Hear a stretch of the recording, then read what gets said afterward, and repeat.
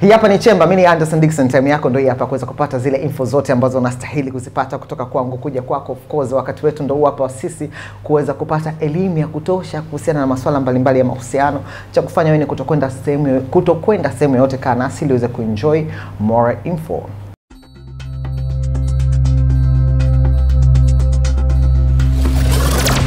As I said earlier, leo kwenye Chemba tumebarikiwa kuwa na mtumishi wa Mungu Bwana Derrick. Hivi kwa nyinyi ambao mnaimba gospel, ni mnakuwa watumishi wa Mungu ama mnakuwa ni waimba injili ama waimba gospel? Sasa leo ngoja nikwambie kitu kimoja. Kila mtu ni mtumishi wa Mungu. Kabisa. Yaani unajua Mungu alikutuumba wote. Alikupa kitu fulani ukifanya. Yaani Mungu akumba kwa bahati mbaya. Yaani unasema kwamba sasa tuchukue udongo na tumfanye mtu kwa mfano. Yaani the moment anamfanya mtu alikufanya wewe atakuwa anaweka kitu chake. Okay. Kije kutumika ulimwenguni. Kwa hiyo sasa kama ameweka kitu chake, kije kutumika ili kitumike kwa matumizi tayari wewe ni mtumishi. Kwa kila mtu ni mtumishi. Ni vile tu wewe utumishi wako unatumika katika eneo gani. Kwa mfano mimi tumeka katika uimbaji. Lakini na wewe pia ni mtumishi wa Mungu kwa njia ya habari. Okay, sawa. Lakini nategemea na habari. Sawa. Hapo nimekupata. Ni watumishi wa Mungu, baadhi yenu mmekuwa na kasumba sana ya uhuni. Mnajivika sana ile vazi la kondoo ndani mbwa mwitu. Yaani nje huko tunaona ni watumishi wa Mungu kweli, mnatangaza neno la Mungu, lakini ndani ya hilo neno la Mungu mmekuwa mkikulana sana wenyewe kwa wenyewe. Hii ikoje? Siwezi kukataa. Watumishi wa Mungu mmekuwa kuna shutuma nyingi, yaani mengi, lakini pia hatuwezi kusema si maisha ambayo hayapo, ili hali watu wanayaona, watu wanashuhudia, ni maisha ya kweli kabisa. Lakini kitu kikubwa ninachoweza kukizungumza ni kwamba huduma zetu sisi waimbaji ni huduma ambayo pigwa vita sana na shetani. Na moja kati ya vita ambayo shetani amekuwa akiinua kwetu ni vita ya uzinzi, vita ya kiburi na vita nyingine kama hizo, lakini ya uzinzi na kiburi, kujivuna, kujiona ni moja kati ya vita kubwa sana ambazo waimbaji wa nyimbo za injili zinakuwa tukoma. Kwa hiyo siwezi kukataa, no doubt, ukweli kabisa. Umekuwa kuna tatizo ambako waimbaji wengi wanapitia. Ni vile tu wewe umesimama wapi. Wewe unachokiamini uliposimama wapi, ipo ambako kunaweza kuleta utofauti kati ya wewe na mwingine. Mfano, mtu mwingine anaweza kama amesimama kwenye kweli yake anayefahamu, lakini taratibu tu kwa sababu ya jila ndakuwa watu wanaanza kufahamu, BMs zinakuwa nyingi, anaanza kutoka kwenye mstari. Kwa hiyo wewe umesimama wapi na unaamini wapi ni kitu ambacho kinaweza kukurudisha ukaweza kudeliver kupili la Mungu ambalo ameliweka katika huduma yake. Kwa sisi wa Kristo kuna amri 10 za Mungu, si ndivyo? Katika zile amri kila mtu kwa namna yake inabidi azifuate na ili kuweza kuishi katika njia iliyo bora. Natamani kujua wewe sasa hivi umeoa, amri ya 6 uliifanya before ndoa au baada ya ndoa? Likiwa kweli kabisa, hakuna mwanadamu ambaye hajaifanya amri yake iwe ndani ya ndoa ama ni ndoa. Kwa namwambia hata utamani tu tayari umkush. Kwa hiyo katika hali ya kawaida tuisha kwa ulimwengu wa wazi, ulimwengu wa kweli kabisa, kuna nyakati ambazo mwili huu unapambana sana na roho, na imekuwa ni vita kati ya mwili na roho, ni vita zito. Kwa hiyo kiukweli kabisa hakuna mtumishi wa Mungu anayeweza kasimama kwa ujasiri akasema yeye hajawahi kupitia hapo changamoto, hata kama kwa kuwa amefanya physically, lakini hata kwa mafikirio. Kwa hiyo yes, definitely yes, kwa mafikirio tu. Mimi kama mwanadamu ambaye ninasema kwamba kwenye madhaifu yangu ndiko ambako ninakamilishwa na sadi za msalaba, surely yes. And I am not proud of that, lakini pia inadhili kunionyesha kwamba mimi ni mwanadamu tu na mimi sio malaika. Mimi ni mwanadamu tu, mimi sio malaika. Kwa ningekuwa malaika ama ningekuwa Yesu mwenyewe ingekuwa ni single for years dhambi za aina hiyo. Lakini kwa mimi ni mwanadamu na kuna wakati kabisa mwili unanyanyuka vitu vya kawaida. To hatupaswi sana kuenenda katika mili. Hivi mahusiano ya watumishi wa Mungu yanakuwaje? Ni kama haya ya kwetu sisi? Kabisa. Mahusiano kwanza hakunaga utofauti ya mahusiano wa watumishi wa Mungu na Eli. Mahusiano anda yana njia moja. Ni vile tu ambavyo wewe na mwenzako mnaendesha vipi mahusiano yenu. Kama ambavyo umetenganisha hapa kwamba watu wengine watumishi wa Mungu, watumishi wa Mungu ya kisi, watumishi wa Mungu ya haji, watumishi wa Mungu sinafanya mambo mengine kama hayo, lakini kwa njia ya kupendeza Mungu ya bring that. Kwa sababu hatukuungwa tu mimi na mke wangu na mpenzi wangu tukae ndani katika upendo wa agape. Kuna romance ndani yake. Kwa hiyo lazima yule mwanamke ama mke wangu ni make sure ninamplease. Nipima kumplease ni lugha prayer, ninamplease katika hali yake ili niweze kuwa mume wake. La sivyo nitakuwa kaka. Lazima nitakuwa siji ndugu yake, lakini kama mume lazima niwe na waito ya kumplease kwenye mahitaji ili pame kama mume. Na ni kweli kabla ya tendo huwa miasari? Au viko au ni dhuma sikita?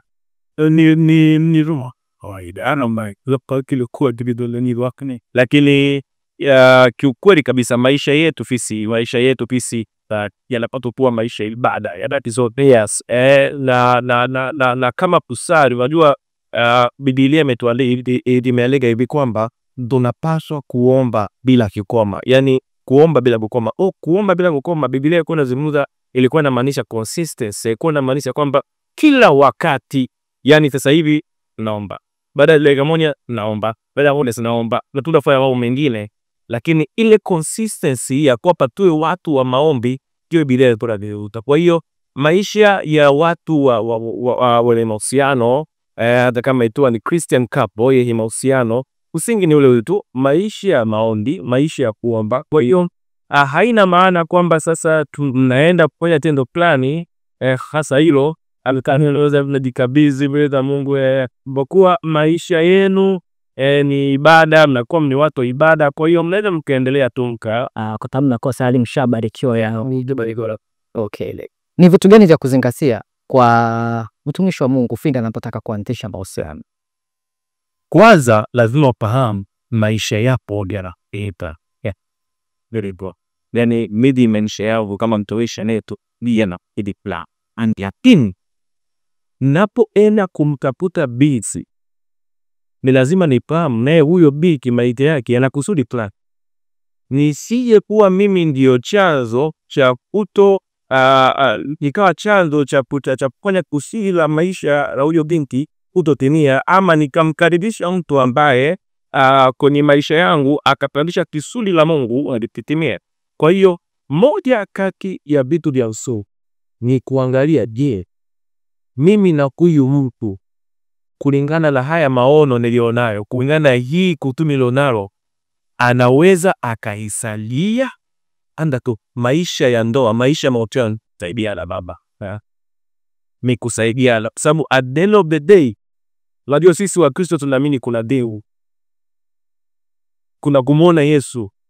At the end of the day, lazima mimi kama mume ni make sure nitamsaidia mke wangu kumuona Yesu, na yeye pia kama mke lazima make sure anisaidie mume wake kumuona Yesu. Kwa hiyo moja ya kitu cha msingi ni kuangalia, je, huyu mtu anaweza akasimama wapi kwenye kusudi ambalo Mungu ameliweka na okay. Na kwa upande wako una ushauri gani kwa vijana ambao wanataka kuingia kwenye mahusiano? Na kwa vijana ambao inabidi wawe makini, especially vijana walompokea Mungu, ni vitu gani inabidi wawe napo makini kwenye mahusiano yao ili wasije wakamshukiza Mungu? Okay. Lazima tuelewe kwamba mke ama mume anatoka Bwana, anatoka kwa Mungu. Yani kwa hiyo mke au mume anatoka kwa Mungu, haimaanishi kwamba Mungu ndo anakuchagulia mke anda. Ni lazima wewe mwenyewe ujichagulie mimi nataka yule. Pointi ya kwanza, chagua mwenyewe. Vitu vya kuzingatia hivyo. Chagua mwenyewe, utichaguliwe. Maana ndoa ni agano la milele baina yako wewe na huyo mtu. Kwa hiyo chagua mwenyewe, usiwe kasema kwamba mchungaji alinichagulia, wazee fulani kwanza alinichagulia. Huyo wazazi, chagua mwenyewe. Mpime huyo mtu wako kwenye mambo ambayo wewe unatamani, yani vile ambavyo unaona bugiona na hulka zako, ipime. Na mpime huyo mtu kama mnaweza mkaishi kwenye hizo hulka ambazo uko nazo. Ipime. Kama huyu mtu anataka mtu kitirani sana au mimi, ipime. Lakini la tatu, je, imani zenu koji na shamiana? Maana wanio bwana kweli hapa kwenye vitu kama huka unaweza kwa kula mpishalo, lakini unajua ule usawa wa huka unawekwa na nini? Ina imani.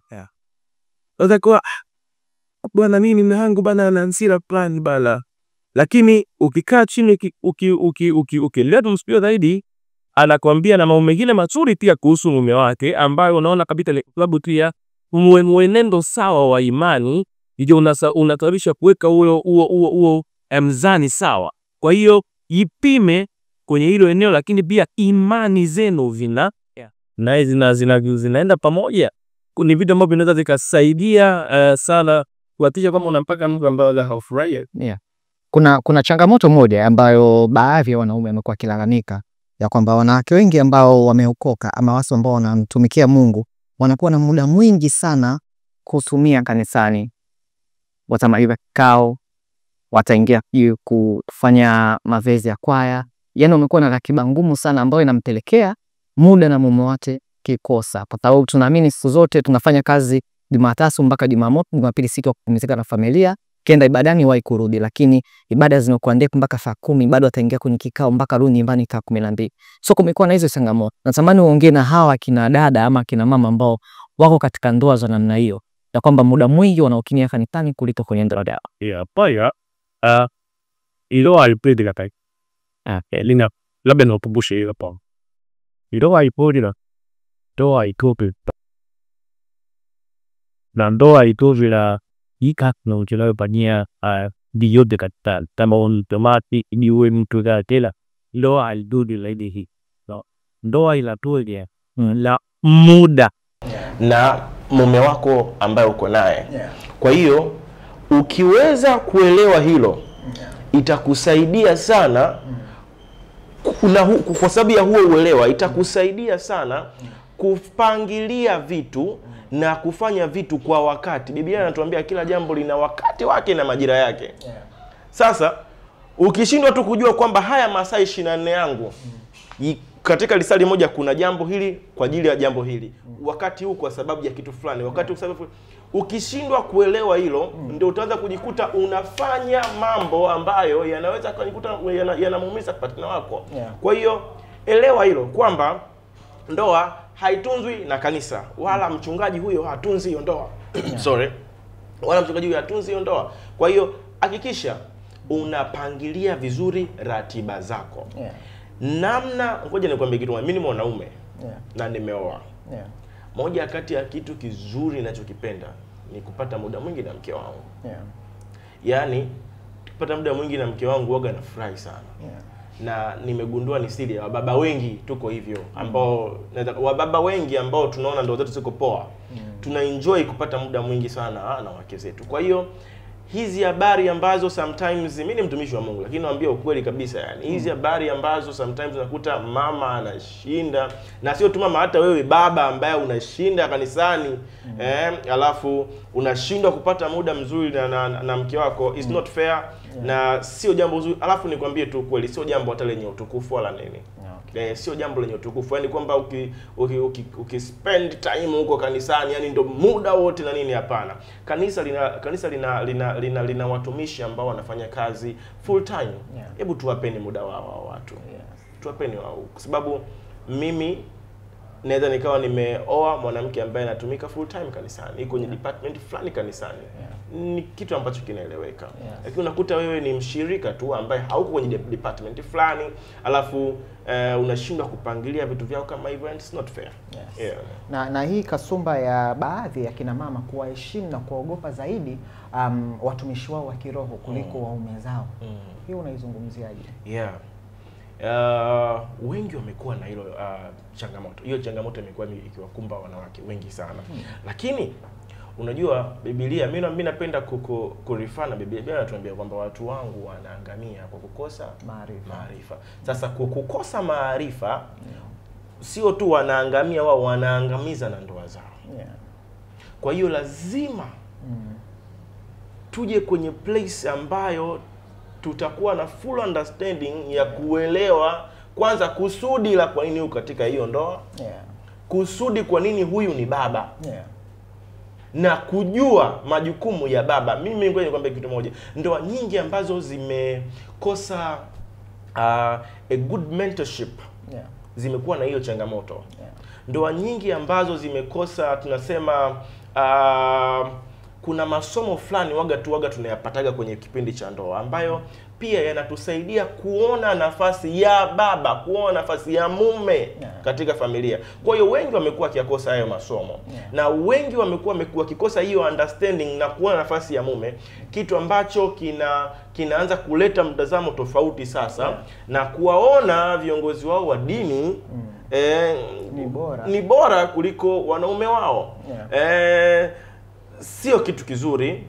Na hasara yake namba moja ni kuvunja ndoa yako. Biblia inasema kwamba mwanamke mpumbavu anaivunja ndoa yake kwa mikono yake mwenyewe. Yaani hapo sasa ndio moja ya njia ya kuvunja ndoa yako kwa mikono yako mwenyewe. Kwa hiyo huo uelewa, leo mimi natamka huo uelewa huo wewe mwanamke upate kwamba wewe kama una uwezo wa kuvunja, basi una uwezo wa kujenga ndoa yako, na bado ukasimama kwenye nafasi ambayo ukaendelea kumheshimu kuhani wako, kumheshimu mchungaji wako, na jambo likawa la utukufu kabisa. Niliona clip moja mtandaoni, sikumbuki ni mtumishi gani wa Mungu alikuwa anazungumza hili. Alisema kwamba ndoa haijengwi kwa maombi na kufunga. Ndoa inajengwa kwa namna ambavyo unaishi na mwenza wako na kutatua matatizo yako.